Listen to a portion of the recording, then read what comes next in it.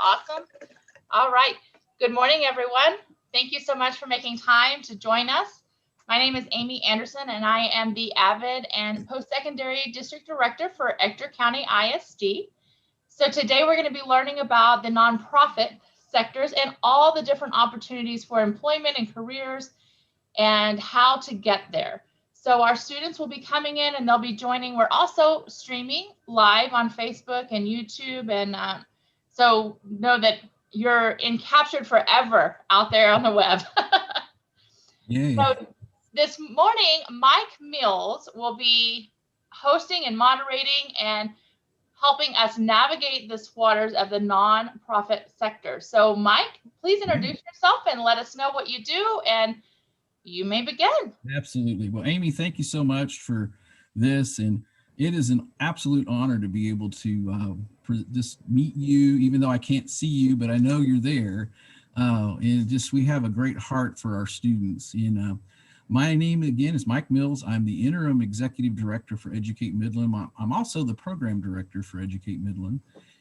And so I have traveled in the nonprofit business or world for I'm into 9 years. That's hard to believe. So the time gets away, and that must mean I'm getting older. But what I have seen in this process is there are so many different opportunities in the nonprofit sector that that can take care of you personally, financially, but it also has a role and a purpose in our community to make a difference in people's lives. And the diversity in the nonprofit world ranges from, like, the Boy Scouts have a ranch down in the Alpine area and they have to keep that ranch going with horses, to the YMCAs, to orphanages that take care of our students who don't have parents.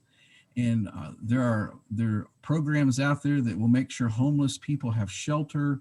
It just goes on and on and on and on. Everything from food bank to soup kitchens and everything in between. So there is a great opportunity as you look in here, as we go through this talk today, for making a difference in your community and being paid to do it at the same time. I've always said I've got the best job in the world and they actually pay me to do it. So that's pretty awesome. So that being said, I'm going to moderate. So that means I need to stop talking and introduce some of our panel here. And I want to start with Kristine. Is it Busse? Am I saying your name right? It's Busse. Busse. There you go. It's Busse. Kristine, thank you for joining us. And we'd love if you would kind of share with us a little bit of your backstory, your education details, your current career, your current position, and what some of your responsibilities are. Okay, Mike. Well, first, let me just say that I am so honored to be here and to speak to you students. I consider this a huge privilege. And so thank you for listening to me. And my name is Kristine Busse. I was raised in the local church and I love the local church. When I was a child, I encountered men and women that loved me in the name of Jesus. And not only did they help introduce me to my Savior, but they walked with me and helped me grow and strengthen in my faith. And so when I became a teenager and I was thinking, where am I going to go to school? I felt this call on my life that, you just can't explain. It was supernatural. And so that led me to Bible college. And I got my degree in children's ministry. I feel that I was really fortunate to have such a blessed childhood and such an awesome experience in the local church that I wanted to replicate that for other kids. I have been in children's ministry for almost 20 years. So I started when I was 12. Just joking. You said your age well, so now. Well, thank you for that. I'll take it. But it really is my passion that every kid that walks into a local church feels like this is a place where they belong, and that there's people that want to know them because I believe they should be known. And I think every single one of us has a unique design, called, and gifting on our lives. And I want to help kids discover that and live that out.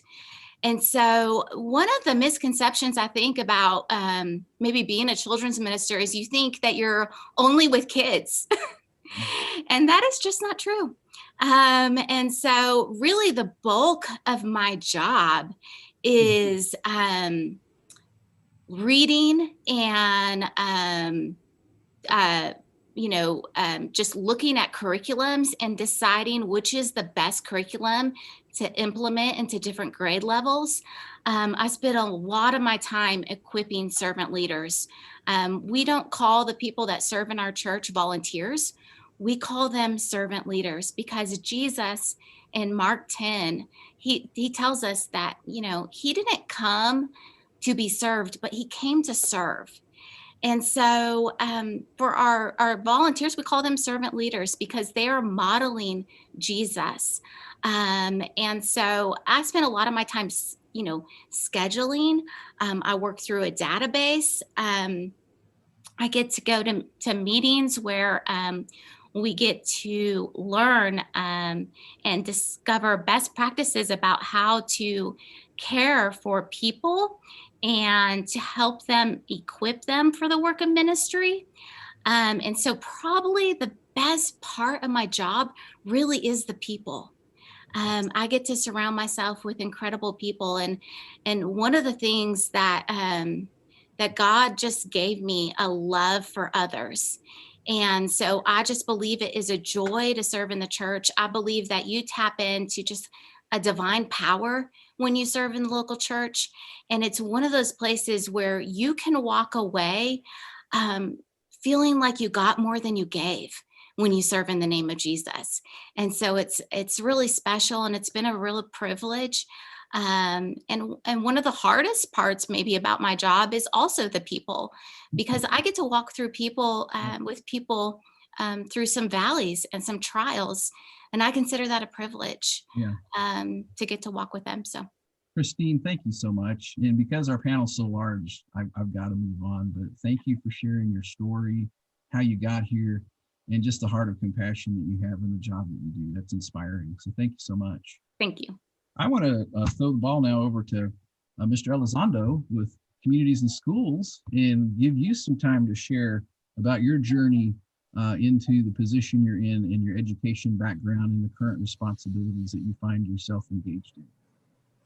All right, thanks, Mike. My name is Elizondo. I'm the Executive Director of Communities and Schools of the Permian Basin. And so in a nutshell, what we do is we're a dropout prevention program. And so we're on probably, those of you tapping in, we're probably on your campus at some point, or you may be aware of our program there where you're at. We work with kids that are at risk, and at risk doesn't mean necessarily poor. Just means you had some issues in the past, or family issues or financial issues. And so that have kind of tripped you up at school. And so we provide wraparound services to keep kids in school, providing whatever resources we need to, and help you get graduated and get ready for the next level. So that's what it's all about. Again, I'm the executive director, which means I'm the head person. I do have a board of directors that I report to, along with my wife. And so we have, you can never get away from bosses. Don't ever fool yourself. And so there's always somebody you got to report to no matter what you do.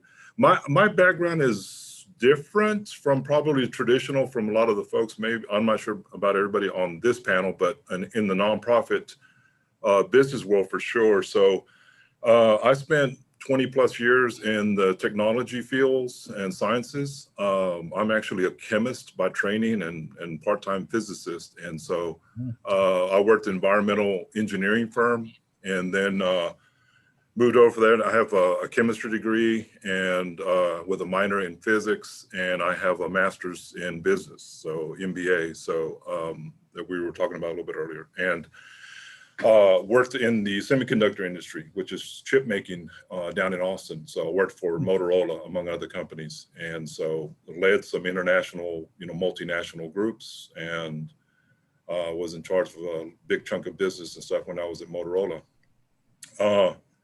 Before I segued back into full-time into education and nonprofit.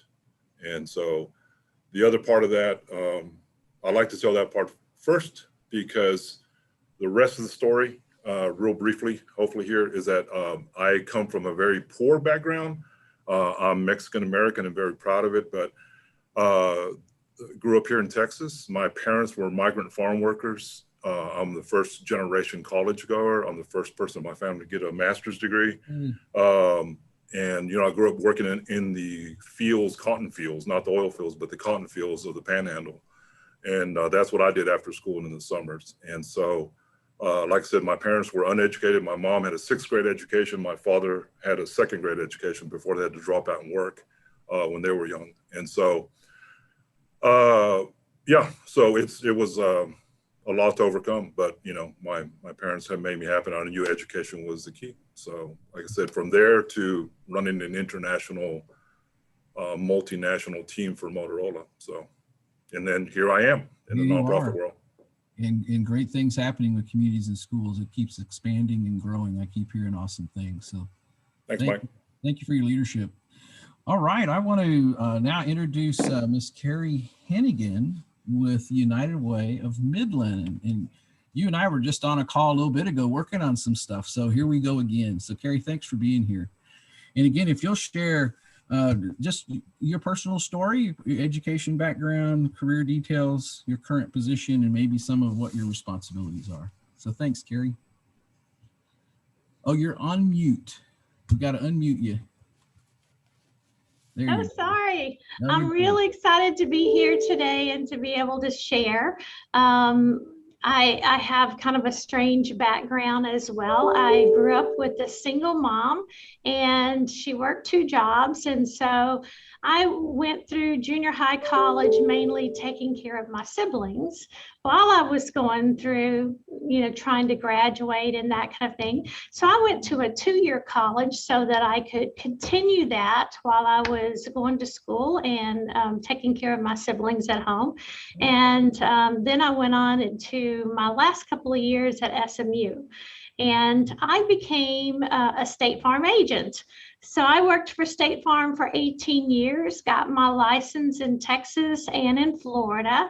And I fell in love with working with people and just helping them through different situations they were going through and the hard times. And I realized that my passion really was in the nonprofit world. I sat on a couple of boards. I was actually on an allocation committee through the United Way. And that's how I got into the nonprofit world. And I've been in the nonprofit world for almost 20 years. I started off as a fundraiser for the American Cancer Society and have worked for several nonprofits through the years, Habitat, Red Cross, and I worked for a domestic violence shelter. I became not only a local fundraiser, a state fundraiser, and a national fundraiser with the Red Cross. So I loved the fundraising aspect because I was able to help bring the mission to the community and help fund that along the way and tell the story over and over to different folks that may not quite understand what the nonprofit did. And so I really fell in love with that aspect and became an executive director when I was in Alabama through the Red Cross, and really enjoy this aspect of being the leader of the nonprofit and being able to shape the goals and the direction that we're going is a lot of fun and challenging, has its good challenges and bad challenges. And with the United Way, we have a unique aspect of being able to be a convener. So we can take an issue within the community and work through that issue with nonprofits, with business world, and really help create a solution to the problem. And I love that aspect about United Way. So I love working with the other nonprofits and the different folks within the community on different issues and helping to problem solve. So that's my story. And Kari, you really spoke to this fundraising. That's a key thing for our nonprofits. Without fundraising, we don't have that cash flow because we don't make machines and engines and sell things. We provide services. And so we lean in with our community to raise funding. And thank you for the work you're doing in Midland. We are so glad you're here. All right, I'm gonna jump over to Kristine Escobar with United Way Odessa. And Kristine, thank you for being here today. Thank you for allowing us to come out and speak to you guys and join the rest of the group. My name is Kristine Escobar once again, and I am the Assistant Director for your United Way of Odessa.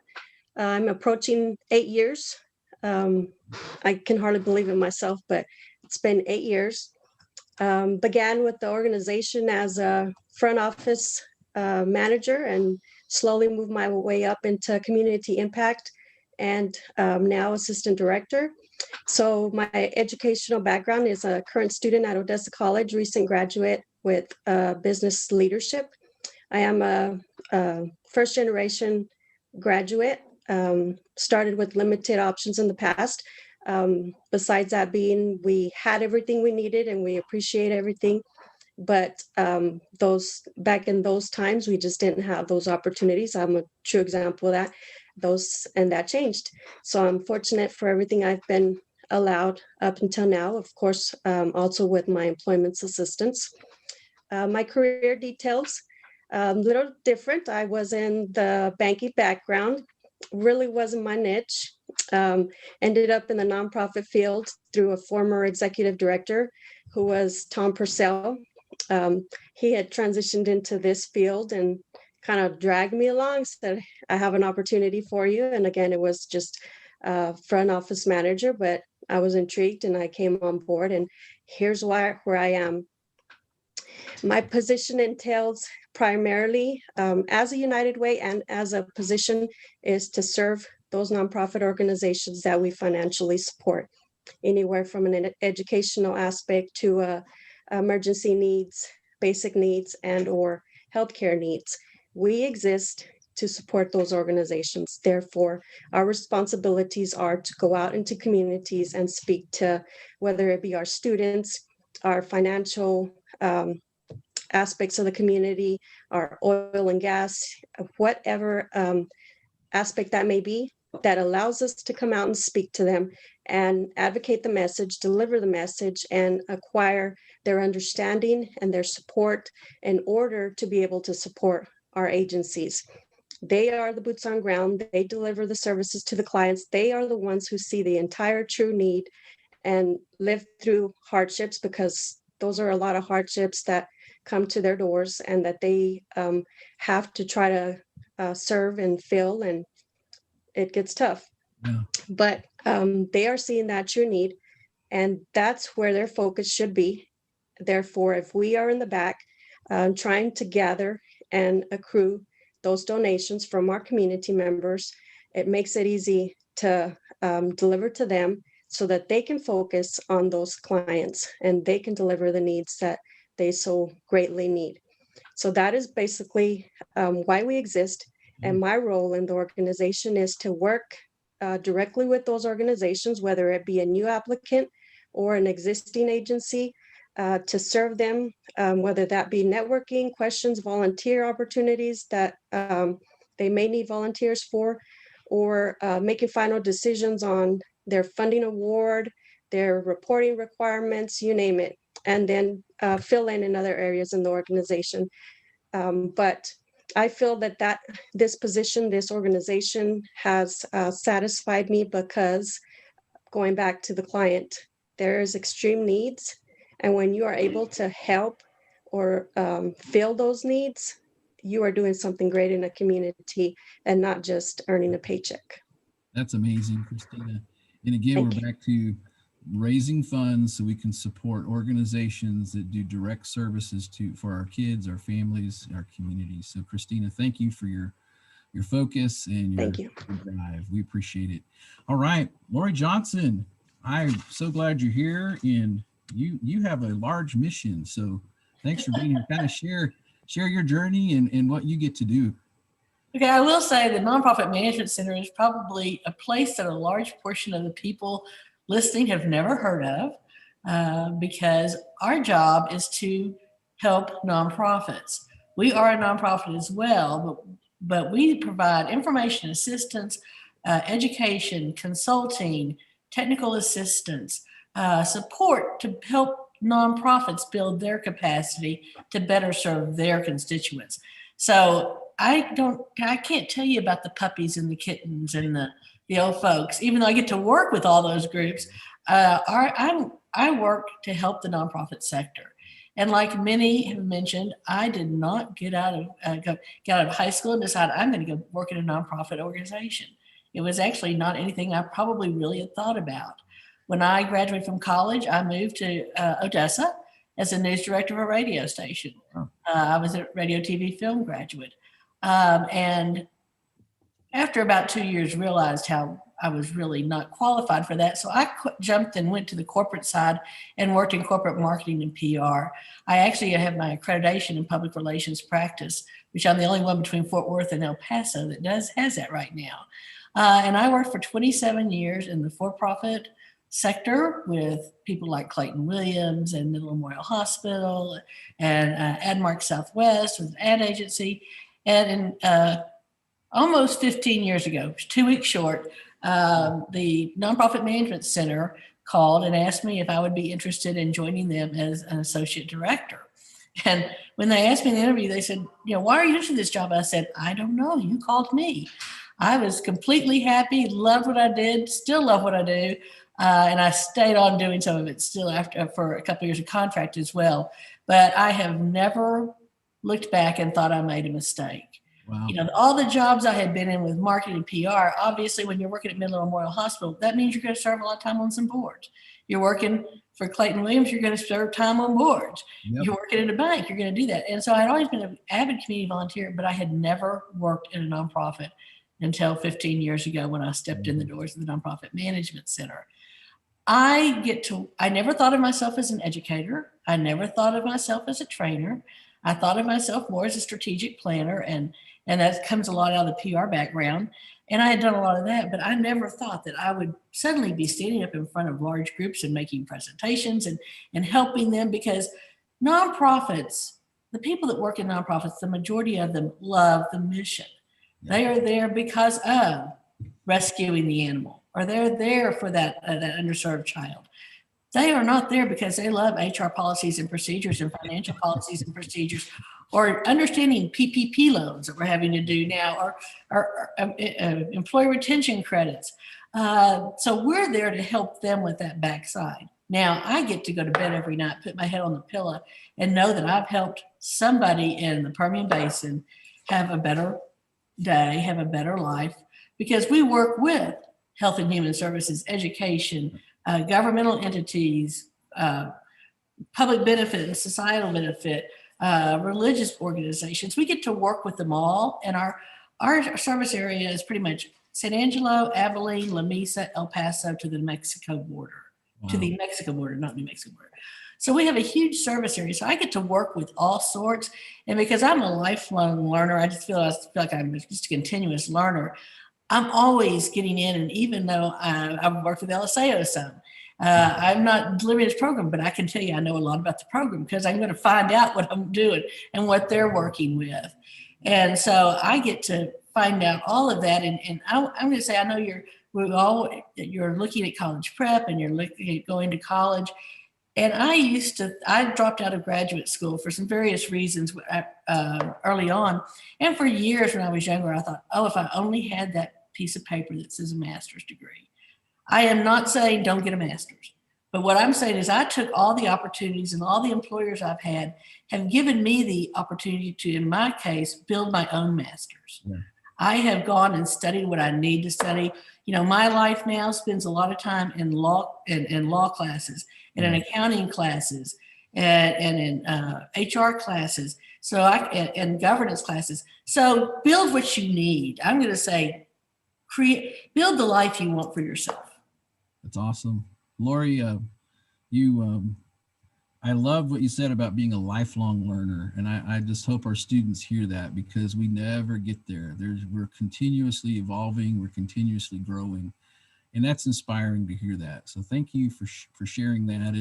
And you really help us with the business side of the nonprofit sector. And there's a lot of legalese with the federal, the state, and the local government. So we're grateful that hopefully you're keeping us out of trouble. So we're grateful for that. Well, and we're the ones that you call when you don't want to have to go out and research that issue. We can go do it for you.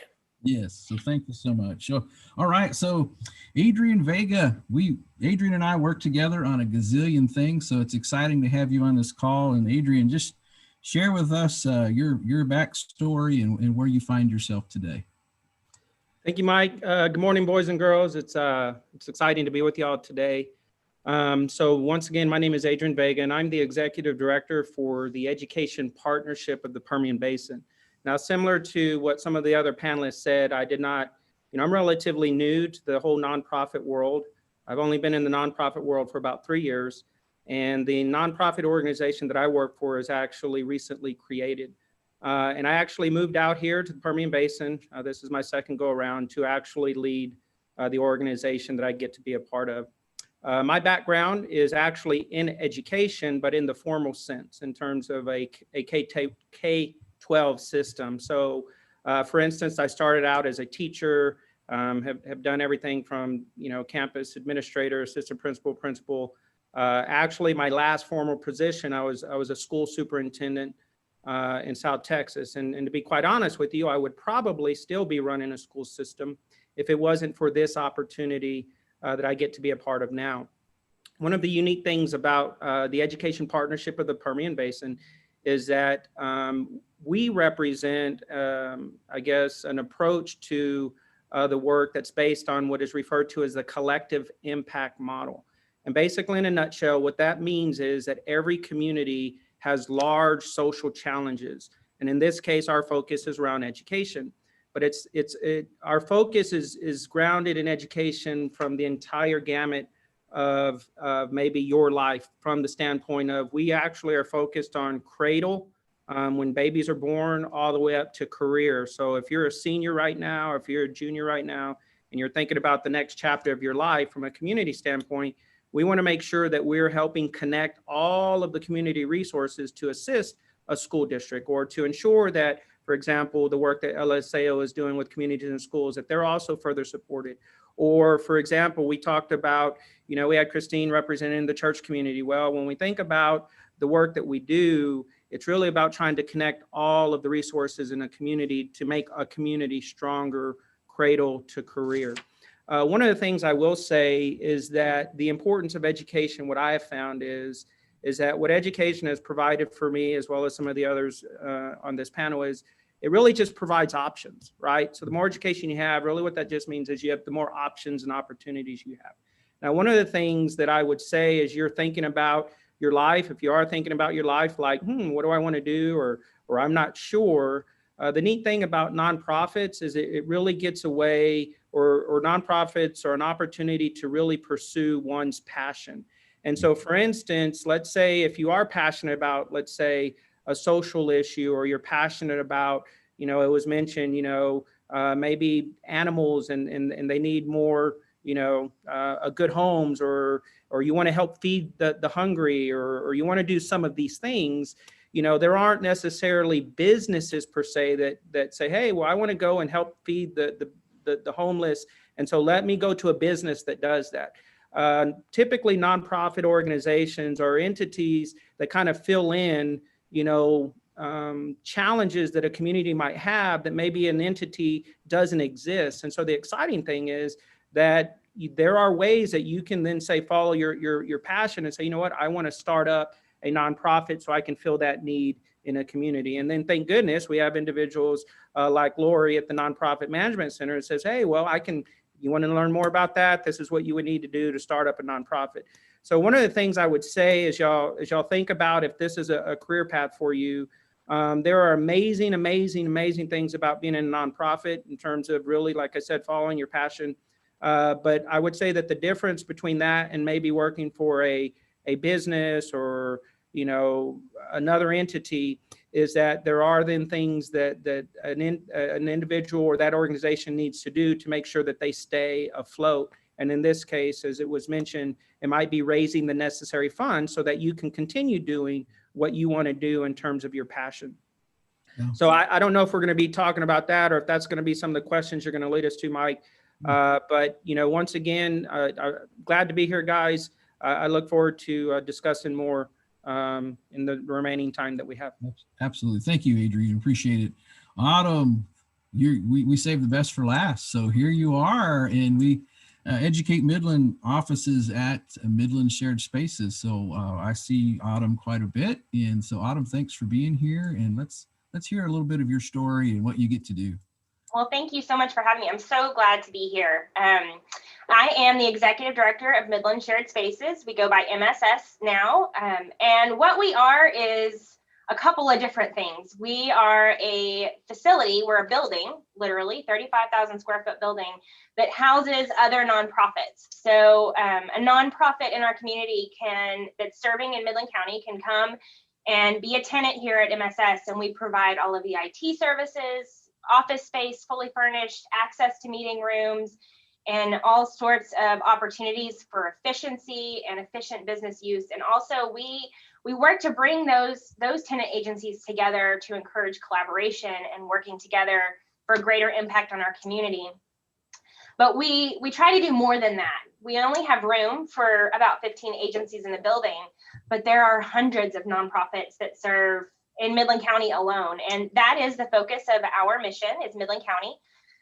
But we work to bring together nonprofits and encourage them and engage them in conversations and in relationship building so that we can all work together to better impact our community and better serve our community citizens. Because at the end of the day, we're all here to serve the people in our community. And so whatever we can do to support those efforts and really encourage them is what our goal is here at MSS. We have a lot of different programs we do to do that, but I'm kind of an oddball in this group. I was listening to everybody's incredible stories about how they got involved and where they came from. And I started out in nonprofit really young. Actually, I got started as a kid volunteering. My mom was a pink lady at the hospital. And so she would take me to volunteer with her on her weekends that she volunteered, and I got engaged. And then as a high school student, I became a candy striper. I was a Girl Scout. I was very engaged in volunteering and be a part of that kind of community. But I didn't understand it as a job exactly. And so I went to Texas Tech. I graduated here locally, Midland Lee. And so I went to Tech, and I swear I'd never come back to Midland. I was done. You know, I'm sure you guys are all thinking that about where you Odessa and Midland the same way. So I went to Tech, and I started out with a bachelor's degree in psychology. And I took one class and I went, oof, not for me. I'm not doing this. And I kind of floated for a semester, and then I discovered mass communications and public relations. And so like Laurie, I got involved in learning about public speaking and working for PR and advertising and marketing, and that became a real passion for me. But in that process, I was introduced as an intern into working for a nonprofit. So when I was working on my undergraduate degree, I got to volunteer, or I got to intern with the Children's Miracle Network at University Medical Center in Lubbock. And from there, that was it. I was done. I was hooked. And when I graduated from Tech, I was kind of floating, trying to figure out what's my next step. And UTPB here in Odessa had just opened up a brand new program for a master's in public administration. And I went and visited with the advisor at the time, and that was on a Friday. And somehow I was registered for my graduate program on Monday morning. And off I went. And so I'm the very first graduate from the University of Texas Permian Basin in the Master's of Public Administration program. I have a focus in economic development, but also in nonprofit leadership. And so I got involved, and I started working in travel and tourism, actually. And I started doing tourism with the Convention and Visitors Bureau in Midland, and then moved into working with the Commemorative Air Force. And I really loved what Adrian said about passion, because this career field, I have done some really cool stuff. I got to do PR and marketing for an international organization with the CAF, and I got to manage a tour company with a country music artist in airplanes, and just all kinds of cool stuff I got to do. And then now, after some years, I spent some time at Sibley Nature Center and came to MSS as the executive director. And this by far is the most incredible work that I get to do, because I am here to support other agencies in the community. I don't get to personally take care of children in need. I don't personally get to take care of the animals that are in the shelters, but I get to support those nonprofits that do. And so for me, I get to support a wide range, a broad variety of opportunity. Midland, I came back and I'm staying and I'm raising my kids here. I plan on staying here. Who'd have thought it 20 years ago, but I'm in. And I've been doing this for 16 years in nonprofit work, and I have no intention of stopping for a very long time. And the passions that I have been able to follow and experience have been really incredible. And it's all because of nonprofit work. Awesome. Autumn, I think a couple of things. I was work close with Bob Rice, who kind of helped with the Commemorative Air Force get started. And what an awesome thing to work around airplanes and in a museum and meet people from all over the world who come in.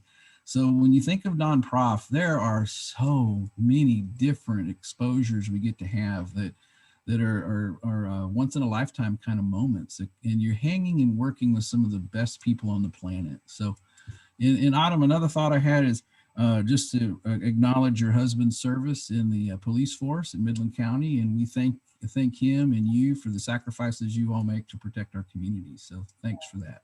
I thank you for that. And that is something, it's in my family. We are in public service. My husband is with the Odessa Police Department, and giving in and being a part of our community is what's so important in who we are and what we do. And I will say, I have met some incredible people through this work.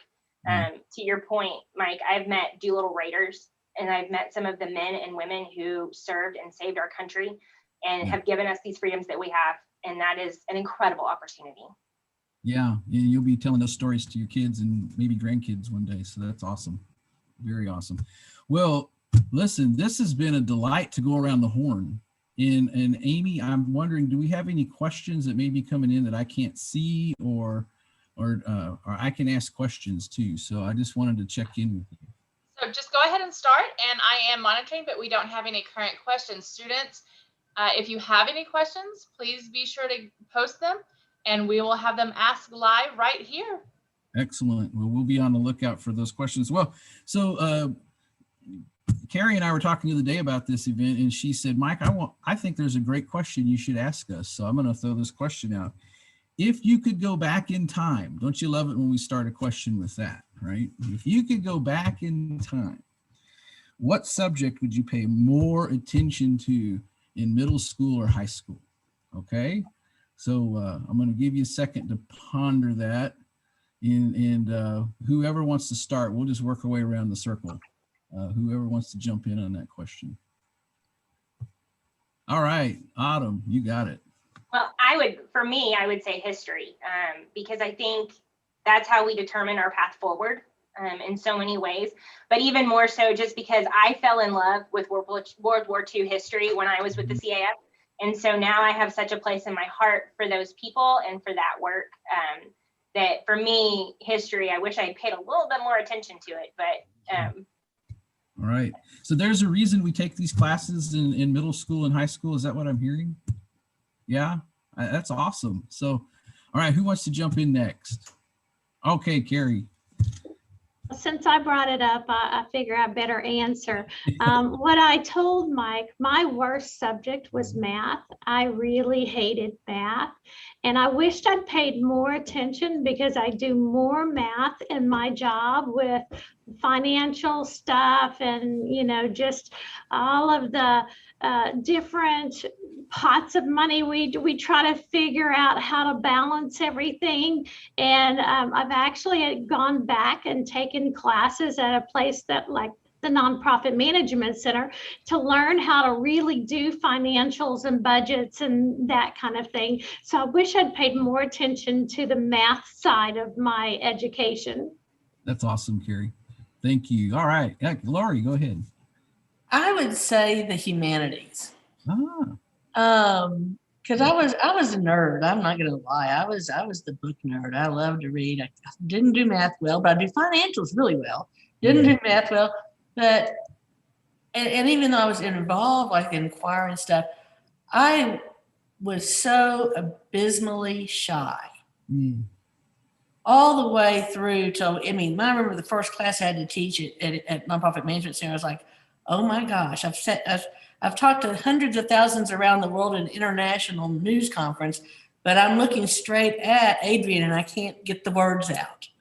And so I wish I had taken some more time to really help create some of those social skills that we really, really need.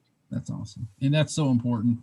And Laurie, I want to say you're doing very well, so you're fine. but and this just speaks to, as we're talking here with our students, how important it is to know how to look someone in the eye and how to authentically engage where they feel like you're actually hearing and listening to them, and that other person really does matter to you and you want to engage with them. That's what we call a soft skill. But boy, that soft skill will take you through a lot of doors and a lot of opportunities, because boy, it's a vital piece to relationships and connections. And Mike, I would say in this Zoom world, it is even so much more of a challenge. Yes. Because even on a call like this, I'm looking at who's ever speaking, but like when Adrian was speaking, he's down here on my screen. So I'm not making eye contact with anybody else in the room. And so we really have to think about, how are we going to create those skill sets if we're sitting on the other side of a computer? Yeah, that's good. That's good. Oh, So Mike, yes. I have another question. Excellent. It's actually from Nimitz. So Ms. Hodges' class always joins us. Excellent. But they're asking, what are some day-to-day challenges in your job? And then I would like to also add, so talk about those day-to-day challenges, but then also how you overcome or you persist through those challenges. Excellent. Great question from our students at Nimitz. All right. So who wants to jump in on that? I'll go. You know, that's an interesting question. I think that's Ms. Hodges. I think Ms. Hodges had an opportunity last year to go and I think do some work in your class. So that was really cool. So students, I think it really depends on the type of nonprofit that each of these individuals are a part of. So for instance, when COVID hit, the nonprofits that help fill the gaps, such as the feeding insecurities or anybody helping around the medical, chances are they were on the front lines trying to address these challenges. The work that I do is kind of more like I said, at the macro level, we're trying to coordinate all these other resources. And so, you know, when we're talking about kind of big picture or long picture or long term about how do we make sure that kids are kindergarten ready starting at birth, or how do we make sure that all of y'all have a career pathway once y'all graduate and connect those resources. When we were facing a pandemic, those seemed kind of secondary. It didn't mean that they weren't there. They absolutely are there, because every year there's going to be an incoming kindergarten class. Every year there's going to be a graduating, you know, seniors. But in the face of, let's say, a disaster, the nonprofits like a Red Cross, I know Kari was talking about that, they're front lines. And so they're addressing those immediate needs. Once things are kind of, you know, status quo and we're not dealing with these major issues, then depending on the work, some of the challengers are going to be, you know, vary from work to work. I know that now part of the challenge might just be coordinating schedules, making sure we're able to even have a meeting, making sure, you know, that you're juggling, you know, the different schedules. But I would say in the nonprofit world, and I'll close with this, one of the challenges that's always there is going back to the fundraising issue. And I don't want to harp on that, but that's the reality. So the upside is, if you're passionate about something, by all means, nonprofit allow you to accomplish that. The day-to-day reality of making sure you're able to wake up every morning and pursue your passion then is having to work in community or raise funds so that you're able to continue doing that. So that would be, I guess, the tension or the give and take. Yeah. Awesome. Yes, Kari. Like Adrian said, there are different challenges that we face. And I can answer, like on the Red Cross side, when you have a challenge for a major disaster, And even within the agency, what I have found is I reach out to people that have an expertise in that area. So if I had a challenge at the United Way with a problem that maybe I'm having with financials or something, I may reach out to Laurie and say, hey, can you help me with this? Or give me your expertise.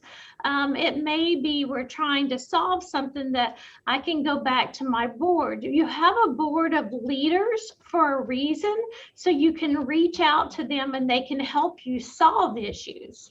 If you're on the front line like a Red Cross, you know, you still were, and I can give you an example. We had a big disaster in Puerto Rico where there was we had all of our access points were wiped out. We couldn't get in by water. We couldn't get in by air. You couldn't land anything because of the debris. So we sat in a room with all these experts around saying, let's solve this problem together. And I think you do that with any nonprofit on whether it's a little issue or a big issue. I sit around and problem solve with my staff. I problem solve with my board. I problem solve with the majority of people that's on this team that's talking. I think we do a lot of that. So it's not just one person.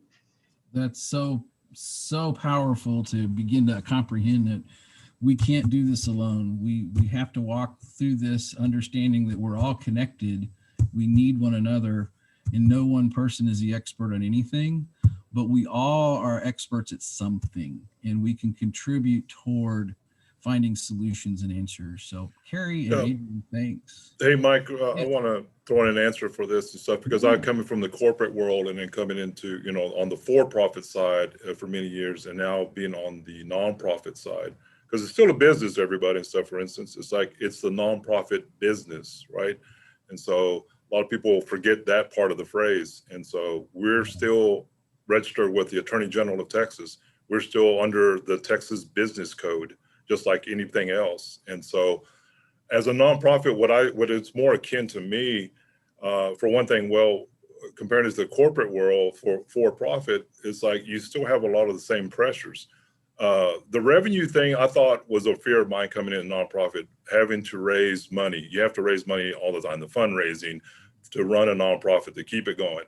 But really, it's not any different. I actually probably had more pressure when I was at Motorola.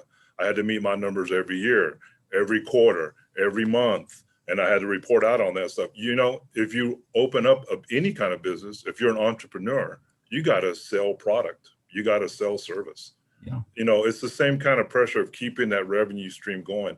As a manager, as a director, you're always under that pressure and stuff. But I think on the nonprofit side, yeah, I think what's different from the for-profit side for me is this congeniality and stuff, this networking among the school. And so rather than feeling so much of I'm competing for this business over here, right, to sell my product, it's more like everyone's saying here, that's like, it's more of a, you know, it's almost crowdsourcing of services, right? And so we all pitch in, we can all count on each other, we can all call each other for the most part. And so that's a huge difference from, I think, from the for-profit side. And then day-to-day challenges, it all depends what level. We're all directors, I think managers on this panel, but you got to remember, you know, you got people that, you know, deal with all the HR issues every day. You got an accountant, maybe you got a business manager, maybe you've got a COO, whatever, depending on the size of your organization. If you're a small organization, then you got to take care of it all yourself if you're the boss. Yeah. But I think the hard part for me as an executive director is like not actually pulling back from all that day-to-day operations. And it's up to me, it's up to everybody on this panel to do the big picture strategizing, you know, the strategic planning and vision that you have for your organization. And so you can't get too bogged down. You got to take care of everything day to day and all the issues. And, but you have to pull back at some point and say, okay, wait a minute, where are we headed here and stuff? And it's like, and I have to make a decision on where we're headed, and I've got to get people behind me. So awesome. Well, because what that says is you've got this big picture and it's going to take 150 steps to get there. And today we're going to take step 10, right? And so as a student right now, you're looking at, I've got homework I've got to do. I've got papers I need to write, and you're looking at what do I need to do to graduate, especially if you're a junior this year. And if you're a senior, man, it's just downhill. And so everything that you just heard Eliseo share is literally what we have to practice at every level. Keep the big picture, keep the goal, but understand it's going to be a lot of steps, and take those steps every day. And you're going to wake up and go, I got here. Autumn, you had your hand up. I want to get to you. Well, it was just, I was thinking about, as he was talking, Eliseo was talking, I was thinking about, I've called myself a hat rack over time, because I don't know that there's any other career where you really have the opportunity to do so many different tasks. Yeah. Because we are small staffs most of the time. And we have a passion for the work we do. We work in a team dynamic, I think more so than what you would find anywhere else in industry. I have 7 people on our team. I'm the executive director, but I work alongside them in the way that I expect them to work alongside me. It's not me sitting in my office on a throne on high, pointing my finger and saying, do this. It's all of us getting in there together and doing the work. And so it's just interesting. One day I have on my accounting hat, and one day I have on my human resources hat, and the next day it's my fundraising hat. And so it's exciting, it's challenging, it's daunting sometimes, because there are so many different aspects of what we do, but it's such an incredible opportunity to have such a diverse focus. I mean, there's nowhere else where we get to have these kinds of experiences that we have on a day-to-day basis. And I would say, as you're thinking about going into nonprofit, if you're thinking about going into nonprofit, there's no place better to work in nonprofit than Midland, Odessa, because we have some of the most giving community members, giving foundations, supportive foundations, and access to those fundraising dollars, more so here than you will find anywhere else. It's just an incredible community of giving hearts. That is so true, Autumn. Thank you for really shedding a light on that. Laurie, a hand up. Go ahead. I'm listening to Autumn and Eliseo, and I'm sitting here thinking, okay, if I wasn't all that familiar with nonprofits and the nonprofit arena in which we work, I would be thinking, why would I take on all of this, do all of this, when I could maybe go be working instead of at a Midland Children's Clinic, I could go be working at Midland Memorial Hospital, where I've got shared groups. And also, I hear that you don't get paid in nonprofits. And I want to put a rest to that. Years ago, yes, people started nonprofits and they didn't get paid, and they did it for very little. There has been an extreme amount of work, at least as long as I've been doing this in the last 15 years, pushing nonprofits to pay people adequately, to have benefits, to give them 403Bs, and they give them health insurance or help provide for health insurance. So don't let that thought that, oh my gosh, if I go into nonprofits, that means I'm going to be living off of Medicaid and food stamps for the rest of my life. You're not. Yeah. But what you do get to do is you maybe have to do more with less on your program side, but you get to do something that you really, really, truly enjoy. Absolutely. Laurie, thank you. Great perspective. Kristine, yes. Hey, I would just like to, from the church perspective, the biggest challenge is often the biggest opportunity, because every week, the weekend's coming. Mm-hmm. And so every week, it's on me to mobilize a team of servant leaders to execute the work of the ministry. And so it's really rewarding, it's really challenging, but it's also really impactful and meaningful. Absolutely. Yes. And I spent some time in ministry, and I empathize with you there. And I totally feel what you're talking about. There's a lot of stress. It's Friday afternoon. You got a lot on your mind right now. So I think, Amy, I saw another question. Did you see something pop up that we want to throw out to the panel? So one of the questions is, when you're thinking about making change, and many of you have talked about change, whether that was change in your majors, change in your careers, moving into the nonprofit from the profit sector, change in your positions. There's a certain fear about going against some norms. And sometimes, I mean, COVID is not normal. It wasn't normal when it hit. And we've had to change a lot of the things that we do or how we do them. How do you handle overcoming those fears to make the necessary changes? Wow, that's a profound question. Okay, who's up for it? I love change. You know that for me, working for me, with me, Mike. Yes. To me, that's what makes life interesting and exciting. And changing those norms and shifting the paradigm, as the cliche goes and stuff. And so that's what COVID did for us. Yeah. True. Everybody uses that cliche paradigm shift, but I tell people a paradigm shift is when in business is when your customer base changes, when the way you do your service to those customers changes, and the environment that you in as an organization are in. All of those things have been changed by COVID for us. Yeah. So we had to adapt. If we weren't flexible and innovative as an organization, it's just like I said, like opening up any kind of business, right? There's a very entrepreneurial spirit to doing a nonprofit, basically. And so if the environment you're in changes and you don't adapt and innovate, you become irrelevant. And so that's the approach that I'm taking, that we've taken as an organization. And I try to teach to my staff that it's like COVID changed things. So we had to adapt and to remain relevant in supporting our schools and stuff and our students and our families. And so we've done that. Yeah. We've changed the way we provide our services, and that's going to be the new norm, even when COVID settles down. And so, again, but that's what makes to me is exciting. I know a lot of people aren't comfortable with change. They like being comfortable. They like, maintaining status quo, but I don't know. I'm not sure if anybody on this panel is. Yeah. No, we're being pushed all over. Laurie, you got a hand up. That's right. There's an old saying that says, if you decide not to change, you have made a decision to change. You don't have the real option.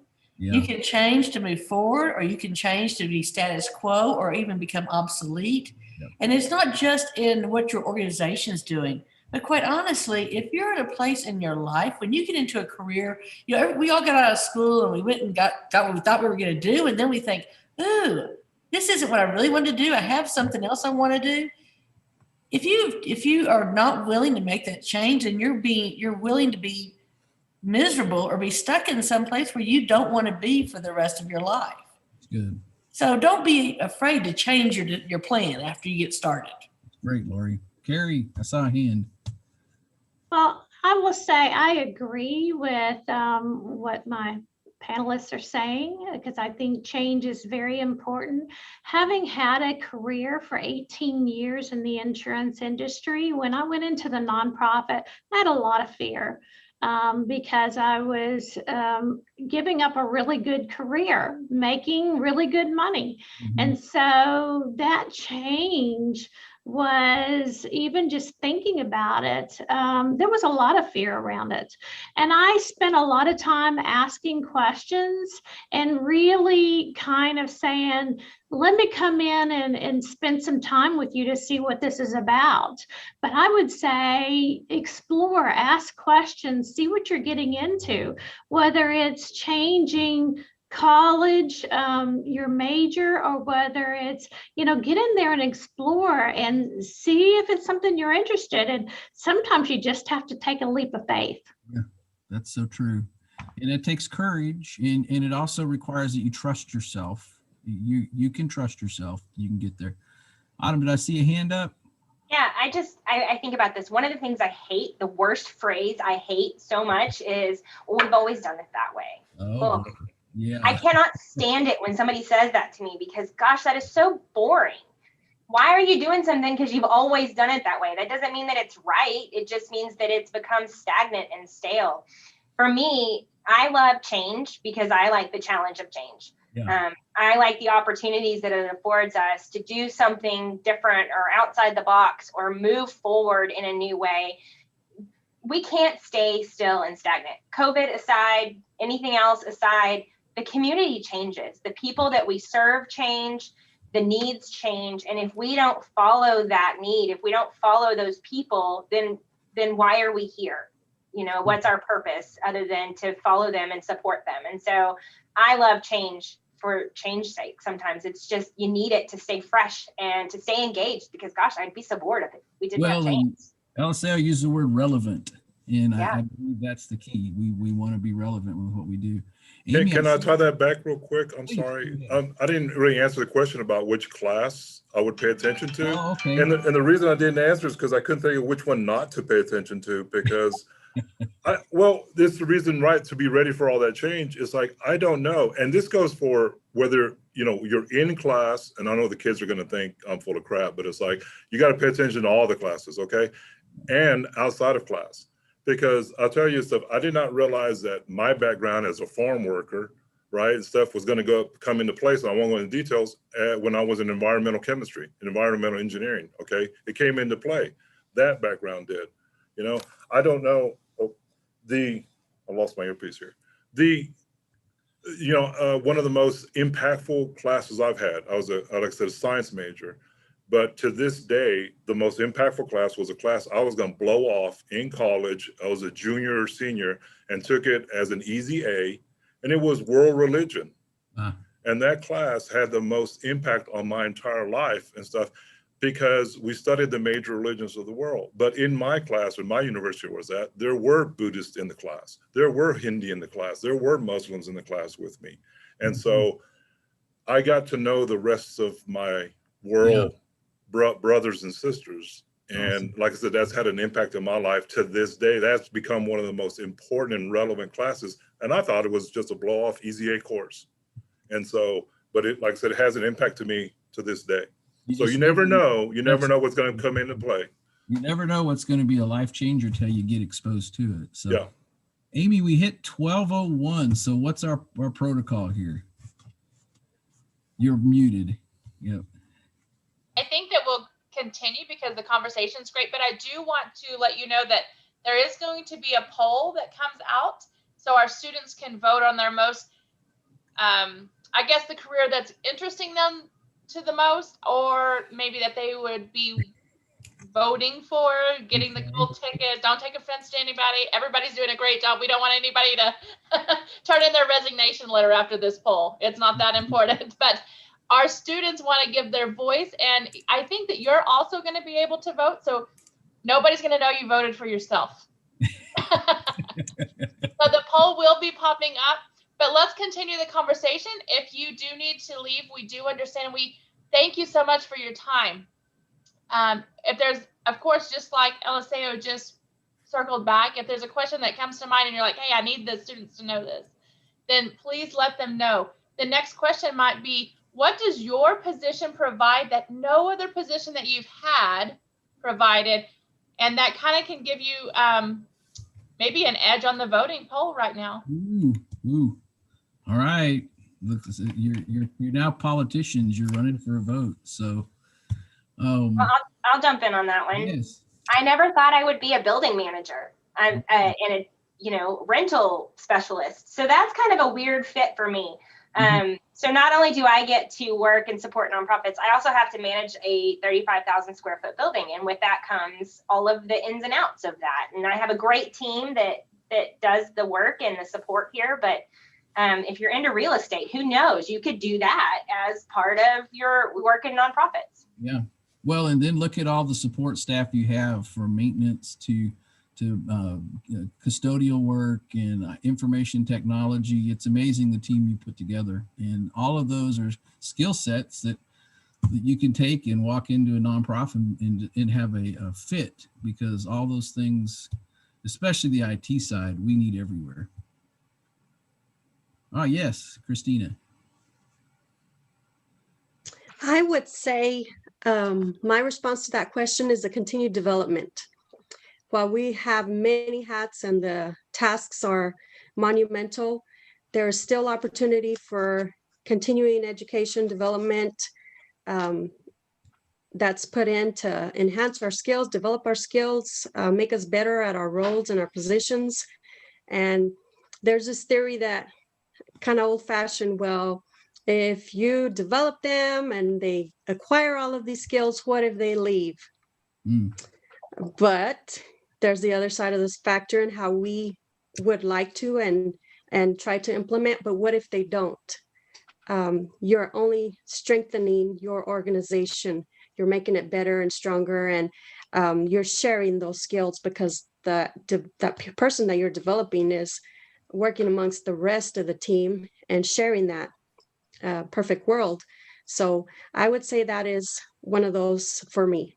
That's great. And I thinking about that, I think about the time I worked with LSA in communities and schools, and I had a change that I knew I needed to walk through, but they gave me a skill set that I needed that helped me walk into a whole nother world of work. And so I'm grateful for the exposure that I was afforded when I was working with communities and schools. So when change comes, a lot of times it's prep. You're being prepared for more change. And then you get pushed beyond what makes you feel safe and secure. And you get to explore things that you're unfamiliar with. And that's where personal growth really begins to happen. So, all right. Who else? Yes, Kari. One skill that I never thought I would really need or have to use or learn how to do is work with elected officials. And not only on the local level, but senator, House of Representative, doing advocacy work and things like that. And, it's something that's very interesting when you get into, but it's something going into nonprofit world that you just don't think of as a skill set that you really need.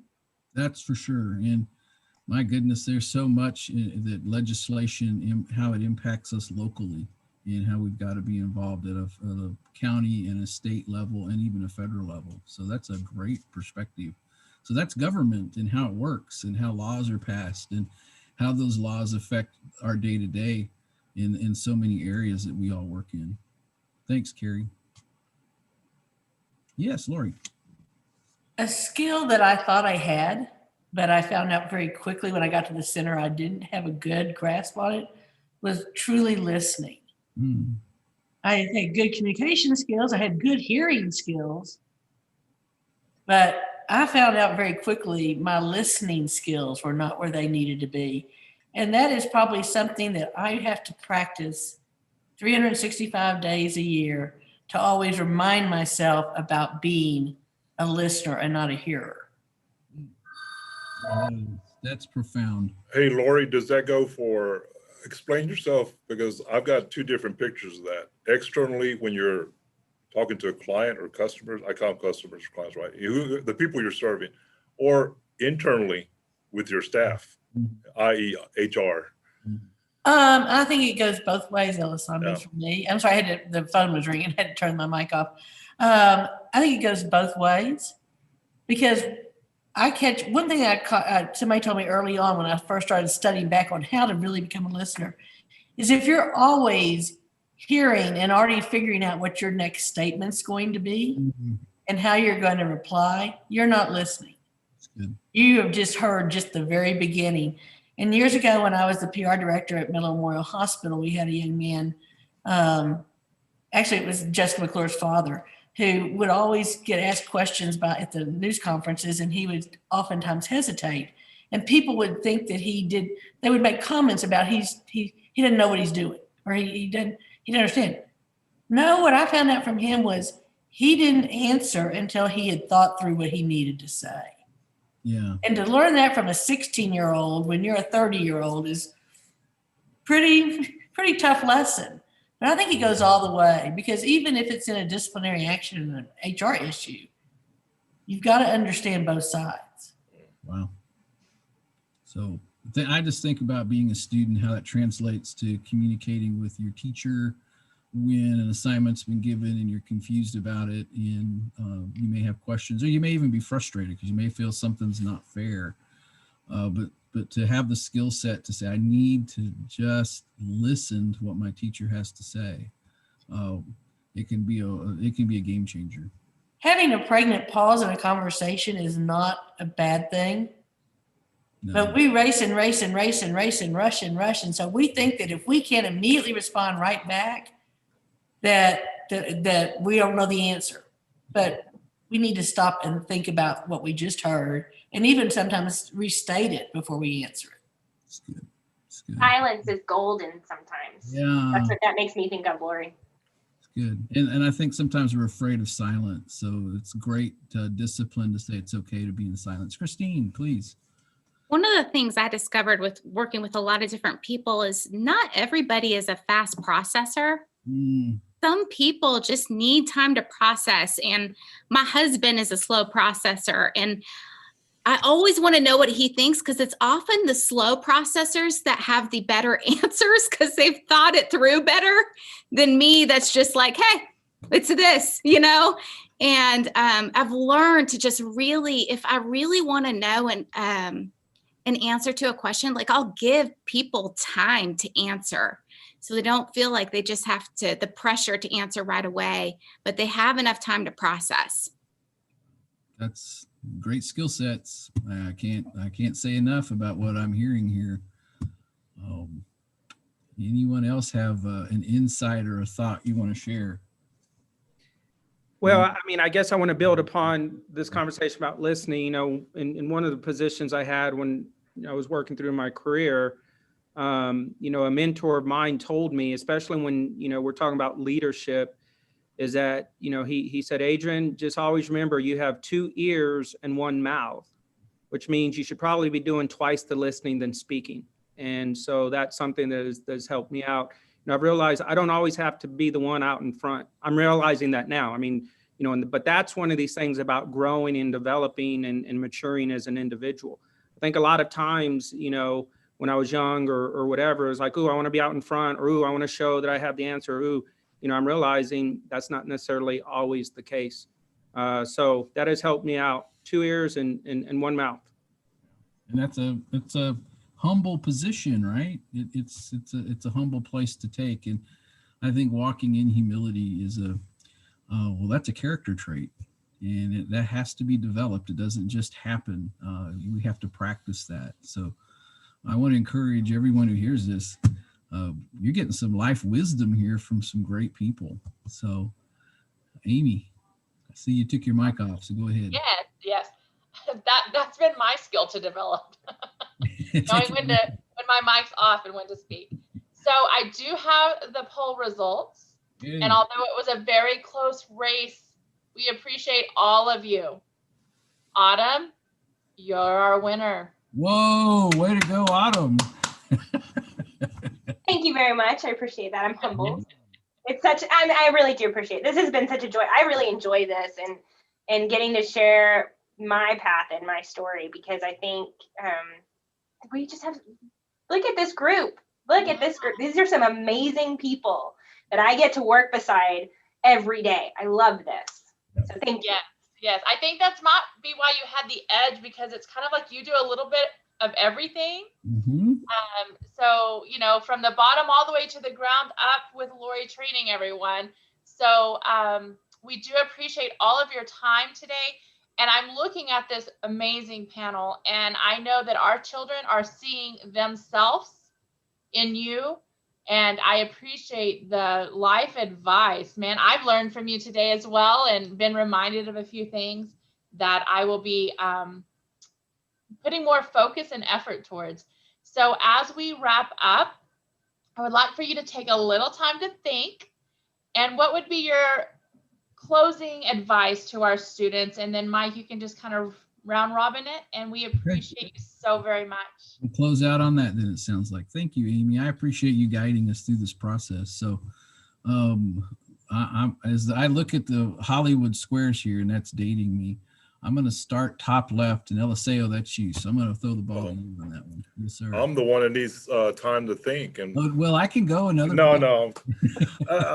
There's so much to say. You know, I was when I left corporate world, I went in and became a teacher and coach first, and then before I completely went into nonprofits. So it's like I always have a lot I want to say to youngsters when I talk to them. So I'll try to keep it short. I mean, the main thing is this is my 4th career and nonprofit, and this is the most worthwhile, the most important, the most impactful thing that I do. It's made me the happiest professionally of anything else I've ever done. And so teaching is a close second, but you know, and I was, like I said, leading a group with people all over the world and stuff, and that was exciting and invigorating and stuff and challenging. But this is really kind of ties it all together for me, being able to do this, all my skill sets and all my experiences, and professionally and personally. So the only thing I'd like to leave them with also is just, I think the thing that when I was young, I know, and as you guys are young right now, stuff at y'all's age, the thing that would almost stop me from trying to do things is the fear of making a mistake. And you need to throw that crap out the window right now and stuff. It's like, it's just, that's not a non-issue. It is, quit putting things in terms of right and wrong. It's not about right and wrong. Like I tell my sons and I tell my staff, it's like, it's about, are you willing to take the responsibility to make a decision? Have the guts to make the decision. Be willing to take responsibility for that decision. And then if you work your hardest to make that decision, to do the best you can after you've made that decision, then that's the right decision. Good. So, I mean, and so there's going to be ups and downs, and there's going to be, bumps in the road. Of course there is. It's stuff. Life ain't easy and stuff. It's like, nobody's promising you a rose garden here and stuff. It's like, but it's tough. You just keep moving, man. And it all works out. Like I said, if you do your best and with some determination and reaching out for help, it works out in the end. Resiliency. That's awesome. Thank you. Kristine, let's throw the ball to you. Yeah, well, I mean, I would just, from a children's pastor, I would just want you to know that you're created in the image of God. And I believe that you have a unique design, called, and gifting on your life. And so kind of what Alizé was saying, like press into the hard, persevere. Every challenge that is before you is there to stretch you and to grow you. And I hope that you'll just have that mindset and dig deep, because we believe you're capable of so much. And I would tell you too that you're not supposed to do life alone. That God's wired us for relationship. And I hope you know that there is a community out here that wants to be in relationship with you. And if you're not a part of a local church, I hope you'll find one that you can grow and be a part of. Kristine, thank you so much. Autumn, let's hear what's on your mind here. Oh gosh, it's hard. I have a couple things floating around in my head, but I think for me, I would say as you go through your life, as you leave high school, as you go to college, as you come out of college, don't ever feel like your college degree makes you the expert. Don't feel that your high school degree makes you the expert. Your experiences and the people that you surround yourself with can help you become the expert, but you will never have just the right answer to every problem. And it will always be a challenge. And that should be that way, because you need to open yourself up to continuing to grow and continuing to learn forever. Never stop learning and expanding your own opportunities and capabilities. And to Kristine's point, and to what I said earlier, build your community. You do need people around you. I have the great luxury of working with this group of individuals and with an entire nonprofit sector in Midland County and beyond. And those are the people that I surround myself with. And I am proud to have them around me because they make me better. They make me want to be better. And they help me be better by being my mentors, my sounding boards, my friends. And I've learned so much from all of them. So surround yourself with people who make you better, who make you want to be better and expand who you are and your own capabilities. Look at the people that you spend time with today, because at 16, 15, 17, it doesn't matter. Those people help shape you. So make sure the ones that you're giving power to are the ones that are helping you become who you need to be. Powerful. Thank you, Autumn. Thank you. Laurie, let's hear from you. Oh, wow. I look around this group and I realize that I am the elder statesman, and that does not mean I am smarter than anybody or positioned higher than anybody. For everybody listening, that means I'm older than anybody else on this call. And I think back to when I first got out of college 41 years ago and started working, and I have worked ever since, of all the things I have learned and the mistakes I've made and the things that I wish I'd known then that I know now. And there's two: be a continual learner. Never give up on learning, never become stagnant. But the second one, I know I'm not good at it. And I will just say that right now. And that is, your life is more than what you go get a paycheck from. Your life is about your family, your faith, your community. Don't do like I have done so many years of my life, over my life, and made it all about the job. And I looked back in the mirror going, I'm not having any fun. I'm not having fun at my job. I'm not having fun at work. I mean, at work or home. I'm just not having fun because all I'm doing is the tasks at hand. Make sure that you have a good blend of your life.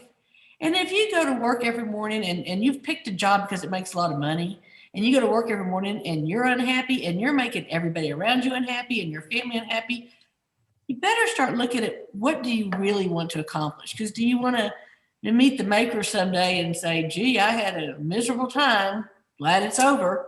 Or can you say, I made the most of the time that I was given? That's wisdom, Laurie. Thank you. That's old wisdom. Yeah, thank you. Kristine, what's on your mind for our students? I would say our young students, our youth, are our future leaders. We will be in the middle of or exiting our careers and kind of dropping off. So we need them to take over our positions and our philanthropy, our nonprofit backgrounds. If we possess our skill sets and we share those and we empower them, they will fall in right behind us. So continue to explore this background, volunteer, join your philanthropy courses in high school, college, whatnot, and trust your leaders, reach out to them, pick their brain, ask questions, give them feedback. If you're surrounding yourself with good people and good influences, they will strengthen your values already, values that you already possess, and continue to develop you. But develop that trust and surround yourself with those mentors. They will guide you. Excellent, Kristine. Thanks for that share. Adrian, what's on your mind? Thanks, Mike. I guess what I would offer to y'all guys is, and we've touched upon it, you know, in terms of if we're really talking about meaning and purpose of life, a couple of things is, first of all, once again, I do want to echo the importance of education from this standpoint. I know at times, and, you know, as already touched upon, you know, you might be wondering, well, what does what I'm learning right now have to do with real life or whatever the case might be? But I will say this, in my own experience and what I know in the life of others, is that in a very practical and pragmatic sense, the more education you have, the more opportunities and options you have. That's just because every job or career is going to require a prerequisite. And do you have, you know, that prerequisite? So obviously, if you graduate from high school and don't pursue any more, you know, education, doesn't mean that you won't find a job, but it's going to be more limited than if you get a little bit of college under your belt, or if you get a bachelor's or so on. It just provides more options and opportunities. With that said, I would say this, one of the neat things about this group in particular, every single job we have is about serving and helping others. Mm-hmm. So what I tell my own kids is, if you want to pursue, let's say, something in corporate America, or if you want to pursue even being a doctor or a lawyer, you know, I tell my own personal kids, I hope you do it still with a socially conscious kind of awareness to you.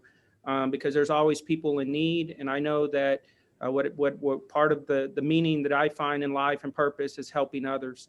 And so that would be what I would offer to y'all, is that I hope that, you know, whatever you choose, that you decide to volunteer or contribute to help make whatever community you're in a better place.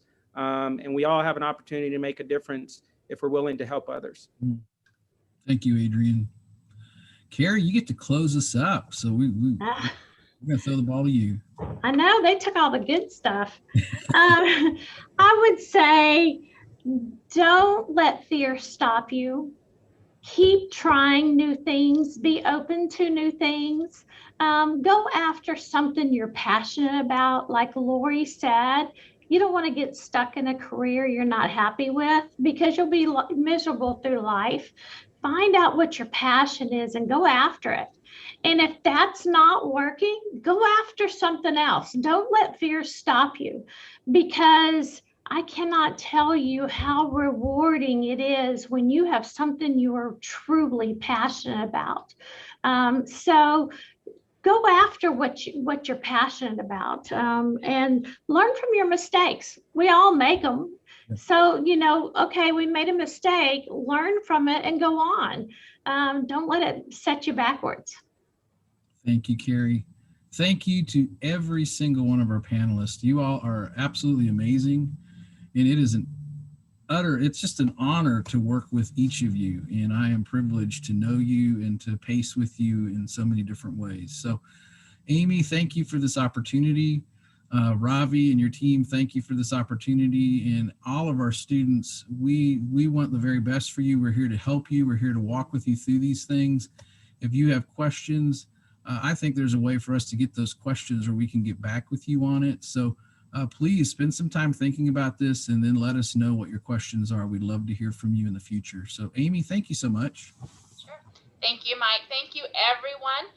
Students, if you do have questions, you can send them through us, through the Access platform.